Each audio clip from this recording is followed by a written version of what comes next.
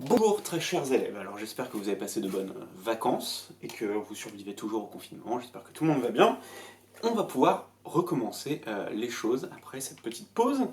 Donc aujourd'hui je vais vous faire le cours sur le chapitre 6, donc sur les changements d'état, sur la transformation physique, pardon, excusez-moi, les transformations physiques et donc sur les changements d'état.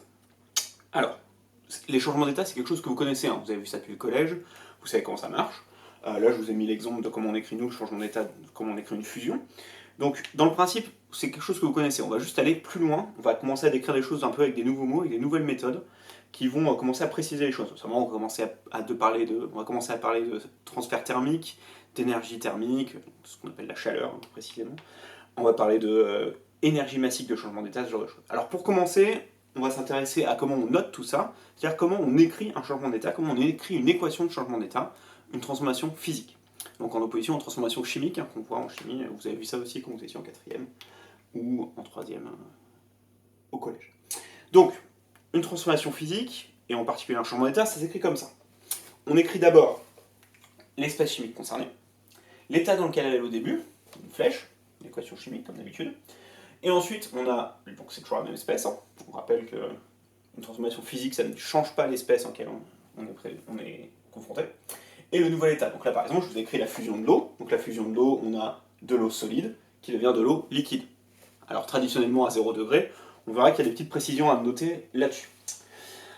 Donc c'est comme ça qu'on a noté un changement d'état, ça c'est assez facile. Il y a quelques petits trucs auxquels il faut faire attention quand même. Premièrement, ce que je viens de vous dire sur la température. La température de la fusion de l'eau, que vous connaissez, 0 degré, c'est pas une température absolue. Enfin, elle dépend de quelque chose en fait. Tous les changements d'état, ils se font à une pression donnée. Autrement dit, 0 degré pour l'eau qui fond, la glace qui fond, c'est bien à la pression atmosphérique normalement. Si vous êtes dans d'autres conditions de pression, ça ne va pas être la même chose. Si vous essayez de faire fondre de la glace par exemple à 0 degré dans l'espace, ça ne va pas être exactement pareil. Si vous essayez de faire fondre de la glace à 0 degré mais sous quelque chose qui l'écrase et qui met une très forte pression, vous n'aurez pas du tout les mêmes conditions. Alors, nous à notre échelle, on ne se rend pas compte hein, qu'on soit à pression atmosphérique ou genre 1025 ou 1030 hectopascal ou 980 hectopascal, la différence dans la fusion de l'eau, on ne la voit pas trop. Par contre, si vous êtes dans des conditions extrêmes de pression, là ça va grandement changer les choses. Donc c'est important de le savoir, c'est toujours à une pression donnée. Deuxième chose, j'ai pris l'exemple de la fusion ici, la fusion il ne faut pas confondre avec un autre chose, il ne faut pas confondre avec une dissolution. La dissolution c'est aussi une transformation physique, mais c'est pas la même transformation physique. Alors l'exemple que je prends et qui est le meilleur pour moi pour voir ce que c'est l'histoire du sucre. On peut vous dire que vous faites fondre du sucre dans votre thé quand vous mettez un carré de sucre dans votre thé. C'est pas vrai, vous ne faites pas fondre, vous faites dissoudre. C'est-à-dire que vous prenez un carré de sucre, vous mettez dans votre thé, il se dissout. C'est-à-dire qu'on ne le voit plus, on a l'impression qu'il n'est plus là, mais il ne devient pas liquide. Okay, faire devenir du sucre liquide, c'est pas le mettre dans un truc de thé, c'est pas du tout la même chose qu'on fait, c'est quand vous faites un caramel. Si vous avez l'occasion de faire du caramel chez vous, il paraît que les gens cuisinent beaucoup en ce moment, si vous faites du caramel, là vous faites fondre du sucre. Okay, donc là on se retrouve vraiment à un changement d'état. Okay, donc vous voyez bien que c'est pas du tout la même chose, hein. Faire un caramel et mettre un morceau de sucre dans votre thé, c'est pas du tout la même chose, et effectivement c'est pas du tout la même chose qui se passe physiquement. D'un côté on a la fusion, quand vous faites le caramel, vous faites vraiment fondre votre sucre, et de l'autre côté on a la dissolution, vous faites dissoudre votre sucre dans de l'eau, dans un solvant qui ici est l'eau. D'ailleurs ça s'écrira pas pareil, alors vous verrez quand je mettrai le cours sur internet, dans le cours je vous ai écrit comment l'écrire. Donc là on a un truc auquel il faut faire attention, et auquel il ne faut pas oublier. Alors c'est bien beau toutes ces histoires de... Je suis un peu sorti de l'écran pour aller chercher mon cours. Je vais le mettre ailleurs, comme ça sera bien. C'est bien beau toutes ces histoires de changement d'état, mais nous on n'est plus au collège, donc on n'utilise plus des trucs genre tout faciles comme ça. On s'intéresse vraiment à ce qui se passe microscopiquement. Alors, vous avez déjà commencé à voir ça quand vous étiez en quatrième, vous avez vu comment c'était, l'organisation microscopique des états de la matière. Ça c'est des choses que vous connaissez bien. Alors vous devez savoir que à l'état solide, les choses sont bien organisées, on parle des atomes ou des molécules, enfin des entités, maintenant c'est le mot qu'on va employer, qui sont accrochées les unes aux autres, qui sont pas mobiles, qui sont pas dispersées, qui sont bien ordonnées, ce genre de choses. Donc ça c'est des trucs que vous connaissez bien. C'est très vrai, c'est très schématique, mais nous on va rentrer encore plus dans le détail. On va rentrer dans ce qui se passe vraiment là-dedans. Alors premièrement, le premier truc à savoir, c'est que quel que soit l'état physique dans lequel vous êtes, vos entités chimiques, que ce soit vos atomes ou molécules, elles vont quand même bouger un petit peu. Ok, elles vont jamais être complètement à l'arrêt. Enfin, il y a une condition où les molécules sont complètement à l'arrêt, mais c'est un truc qui ne nous concerne pas pour l'instant. Elles vont jamais vraiment être à l'arrêt, elles vont toujours se bouger un petit peu, ou beaucoup, ça dépend ce que c'est. C'est ce qu'on va appeler l'agitation thermique. Okay, l'agitation thermique, c'est la façon dont les molécules bougent. Enfin, les entités, pardon. Agitation thermique. Alors, là où il faut faire attention, c'est qu'il ne faut pas penser que l'agitation thermique est due à la température. C'est pas parce qu'il fait chaud que les molécules se mettent à bouger plus les unes aux autres. C'est l'inverse. C'est parce que les molécules bougent les unes aux autres, les unes par rapport aux autres, qu'elles n'arrêtent pas de bouger, qu'elles n'arrêtent pas de se taper les unes aux autres, que la température augmente. Ok, donc dans l'ordre de ce qui se passe, en fait, c'est j'ai un système avec des molécules, des entités qui sont dans l'espace, organisées d'une certaine manière, soit libres et pas du tout ordonnées, dispersées comme dans un gaz, soit collées les unes aux autres mais bien mobiles comme dans un liquide, soit bien ordonnées, bien rangées, bien collées et quasiment immobiles, ça c'est pour les solides. Mais elle bouge toujours. Ce qui se passe, c'est que si j'apporte de l'énergie, si je chauffe, alors chauffer, ça ne veut pas dire faire augmenter la température, hein, on est d'accord? Enfin, c'est l'effet que ça va avoir, mais en physique, chauffer, ça veut dire apporter de la chaleur. C'est-à-dire donner de l'énergie au système. Et que ce système, du coup, va l'absorber. Il va absorber cette énergie. Si mon système absorbe de l'énergie, chacune de mes entités va se mettre à bouger de plus en plus. Elle va s'agiter. Okay, en s'agitant, ça va faire augmenter la température. Donc c'est bien comme ça que ça se passe. Hein. Mon système récupère de l'énergie, il s'agite, et donc la température augmente. Bon, inversement, mon système libère de l'énergie, c'est-à-dire qu'il se débarrasse de l'énergie qu'il a, il se met à moins bouger, du coup, vu qu'il s'est libéré de son énergie, il en a moins, donc il bouge moins, et du coup la température baisse. C'est bien ça l'ordre dans lequel les choses se passent. On parle bien de l'énergie d'abord, l'agitation thermique, qui est la conséquence directe de l'énergie, et la température, qui va être la conséquence de l'agitation thermique. Alors on va pas non plus rentrer complètement dans les détails, mais dans le principe, c'est ça qu'il faut comprendre. Donc cette agitation thermique va permettre de changer la température. Et donc tout ça, ça va découler d'un apport d'énergie. Donc on va avoir soit une absorption d'énergie,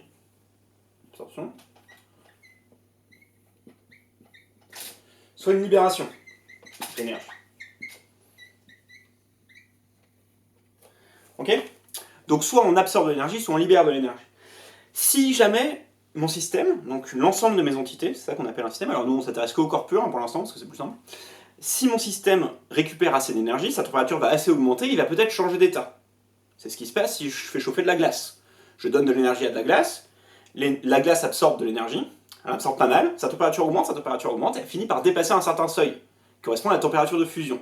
C'est-à-dire qu'à partir de ce certain seuil, la température est tellement élevée, ou l'agitation thermique est tellement grande, qu'elle peut se reconfigurer, c'est-à-dire qu'elle peut changer de la façon dont elle est arrangée entre elles. C'est-à-dire que d'un truc bien carré, bien solide, avec des trucs immobiles, ordonnés, comme d'habitude, on va passer à un truc liquide, avec de la mobilité, avec des molécules qui sont les unes accrochées les unes aux autres, mais qui bougent tranquilles. Ça, c'est si on augmente la température. Inversement, si mon système perd de l'énergie, c'est-à-dire il libère beaucoup d'énergie, la température va baisser, et si j'ai un truc par exemple qui est gazeux, je vais avoir de la condensation. Alors si condensation c'est genre de la condensation ouais, ou de la solidification, je vais avoir plein de trucs qui vont se passer possible. D'accord? Enfin, de la liquéfaction d'abord, si je passe à l'état liquide, puis de la liquéfaction à la solidification. Autrement, si je passe directement de l'état gazeux à l'état solide, je vais avoir de la condensation. Ok? Donc ça, c'est le principe. On a cette histoire d'échange d'énergie. Donc il y a certains changements d'état où je vais devoir apporter de l'énergie, je vais devoir absorber de l'énergie, et certains où je vais devoir en libérer. Okay, alors je vous ai fait un super schéma dans le cours, vous l'avez aussi dans le livre, qui vous montre les différents trucs. Alors, de manière générale, ce qu'il faut retenir, c'est que toutes les transformations chimiques où j'ai besoin d'augmenter la température, je vais avoir un gain d'énergie thermique, c'est-à-dire que mon système va devoir récupérer de l'énergie thermique pour que ça augmente. Et dans tous les changements d'état qui sont dans l'autre sens, c'est-à-dire où la température doit baisser, eh bien dans ce cas-là, je vais devoir libérer de l'énergie. Okay, toute cette libération et cette absorption d'énergie, elle a lieu dans ce qu'on appelle un transfert thermique. Alors qu'est-ce que c'est qu'un transfert thermique? Un transfert thermique, c'est quand j'ai deux systèmes qui échangent de l'énergie thermique. Alors l'énergie thermique, c'est ce qu'on appelle traditionnellement la chaleur. Okay, la chaleur, énergie thermique, c'est pareil. Okay, ça se note Q, avec un grand Q majuscule. Et ça correspond à l'énergie qui s'échange lors d'un transfert thermique. Alors le transfert thermique, c'est un truc qui est très important, hein, ça définit plein de choses.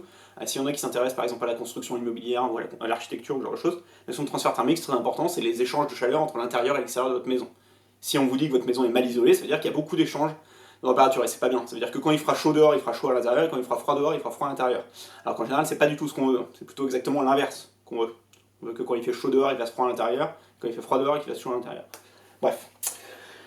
Donc, ces échanges de chaleur, ils ont lieu dans les transferts thermiques. Un transfert thermique, c'est quand j'ai deux systèmes qui échangent de l'énergie thermique. Ils échangent pas forcément de matière, mais ils échangent de l'énergie. C'est ce qui se passe quand je mets un glaçon froid dans un verre d'eau chaude, alors j'aurais pu le faire, mais je n'ai pas préparé de glaçon, dans un verre d'eau chaude, mon glaçon et l'eau chaude de mon verre vont échanger de la température, de la chaleur, pardon, et ça va avoir un effet sur la température. Alors vous savez très bien ce qui va se passer, si je mets un glaçon dans un verre d'eau chaude, le glaçon va fondre. Okay. L'effet final, c'est que le verre d'eau chaude va être moins chaud qu'au début.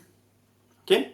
Le glaçon aura réchauffé, l'eau chaude aura déchauffé, donc aura perdu de la chaleur, enfin de la température. Au final, ils vont stabiliser tous les deux au même niveau, et accessoirement, le glaçon aura fondu pendant ce temps-là. Mais ça marche pas qu'avec les glaçons, ça marche aussi sans changement d'état. Si je prends par exemple la même chose avec un cube de fer que j'ai mis au congèle, alors le prenez pas avec vos doigts si vous avez des cubes de fer que vous mettez au congèle chez vous, parce que vous avez mis les doigts. Si je prends un cube de fer très froid et que je le mets dans un verre d'eau chaude, pareil, le cube, sa température va augmenter, l'eau chaude, sa température va diminuer, ils vont se stabiliser au même niveau. Ça, c'est ce qu'on appelle un transfert thermique. Okay. Donc c'est le principe, hein. C'est ce qu'on va étudier en fait maintenant dans un changement d'état, c'est juste que dans certains transferts thermiques, la température va assez bouger pour provoquer un changement d'état. Donc mon corps dans un transfert thermique, soit il va absorber de l'énergie, soit il va en libérer.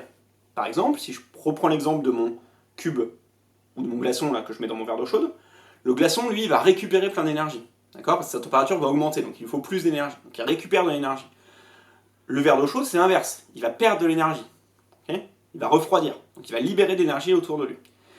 En fait, c'est un truc que vous comprenez très bien quand vous prenez un bain. Qu'est-ce qui se passe quand vous prenez un bain? Vous êtes super content, vous êtes dans votre bain est chaud, vous êtes joyeux, c'est cool, vous êtes super reposé, vous pouvez faire des trucs amusants, vous jouez avec votre canard, ce que vous voulez. Vous êtes dans votre bain, c'est cool, vous passez votre temps. Au bout de 20 minutes, qu'est-ce qui se passe? Votre bain est devenu froid. Ok? Le bain est devenu même vraiment plus très agréable. Alors vous avez deux choix, à ce moment-là, soit vous êtes sérieux, vous sortez du bain, soit vous remettez de l'eau chaude, en espérant retrouver le plaisir perdu du bain d'avant. Mais vous n'y arriverez jamais, il y aura toujours un moment où le bain va finir par se refroidir. Ok? Ben, c'est normal, c'est parce qu'en fait il y a énormément d'échanges thermiques entre votre bain et le reste, l'autre système, qui est l'extérieur, qui est votre salle de bain en fait. Et si vous remarquez bien, votre salle de bain, elle, la température dans la salle de bain va augmenter. Ce qui est bizarre, parce que votre bain lui diminue, mais la température dans la salle de bain va avoir tendance à augmenter. Comme si en fait la chaleur de votre bain partait dans votre salle de bain. Eh bien, c'est exactement ce qui se passe en fait. Et c'est pour ça que vous perdez en fait dans votre bain. C'est pour ça que votre bain finit toujours par refroidir. Parce que votre salle de bain, elle est forcément plus froide que votre bain. Sinon, vous n'avez pas besoin de prendre de bain. Si vous êtes super chaud dans votre salle de bain, vous n'allez pas vous plonger dans un truc super chaud. Inversement, c'est ce qui se passerait si vous devez prendre un bain d'eau froide. Si vous prenez un bain d'eau froide alors qu'il fait super chaud, c'est exactement l'inverse qui va se passer. Votre bain d'eau froide va redevenir chaud. Votre salle de bain, la température va un peu diminuer. Et au final, vous serez comme avant. Donc, c'est ce qui se passe dans un transfert thermique. Et c'est ce qui se passe dans nos changements d'état. Juste que dans les changements d'état, la température change tellement que le corps va changer d'état. Alors, on a... que je me perde pas dans ce que je veux dire, oui, c'est bon, je l'ai tout dit. Donc dans le principe, on a un corps qui va absorber de l'énergie, ça va augmenter l'agitation thermique, ça va augmenter la température. Si la température passe à un certain seuil, il y a eu un changement d'état. Pareil dans l'autre sens, avec une libération d'énergie. Alors, c'est très bien, on avance bien, c'est cool. Dans le principe, maintenant, c'est qu'il y a deux mots pour préciser ces deux différents cas. Le cas soit où j'absorbe de l'énergie, soit où je libère de l'énergie. Alors, c'est des mots que vous avez peut-être déjà entendus. C'est des mots qui sont assez importants, mais qui sont assez nouveaux normalement. On va parler de transformation ou de réaction endothermique et exothermique. Alors, qu'est-ce que ça veut dire? En fait, c'est pour préciser la nature d'une transformation. Celle qui va absorber de l'énergie, donc celle qui va... On va voir après ce que ça fait sur la température. Absorber de l'énergie ou libérer de l'énergie. Alors, si j'absorbe de l'énergie, je suis donc endothermique. Alors traditionnellement, endothermique, on le met en rouge. Ok? Si, inversement, je libère de l'énergie, c'est exothermique. Alors, vous pouvez essayer de le retenir avec les racines. Alors, je ne sais pas si c'est du latin ou du grec, je ne connais rien. Endo et exo. Alors, exo, la racine, ça va être l'extérieur. Donc, vous allez envoyer donc, de l'énergie, de la température, si vous voulez, vers l'extérieur. Endothermique, vous allez la garder à l'intérieur de vous. Ok? Endo, ça veut dire intérieur, exo, ça veut dire l'extérieur. Ça vous paraît logique. Non? Donc, endothermique, exothermique. Alors qu'est-ce que ça veut dire? Ça veut dire qu'un système qui va être endothermique, il va absorber de l'énergie. Ça veut dire que sa température va augmenter. Inversement, un système qui va être exothermique, il va libérer de l'énergie. Ça veut dire que sa température à lui va baisser. Là où ça devient compliqué, c'est que si la température du système qui nous intéresse, elle augmente ou elle baisse, la température de l'autre système, qui sera le plus souvent pour nous le milieu extérieur, elle va aller dans l'autre sens. C'est-à-dire qu'une réaction endothermique, mon système qui absorbe l'énergie, sa température va augmenter, mais le milieu extérieur, sa température va avoir tendance à diminuer. Parce qu'il faut bien que l'énergie vienne de quelque part. Donc si elle vient de l'extérieur, ça veut dire qu'elle n'est plus à l'extérieur.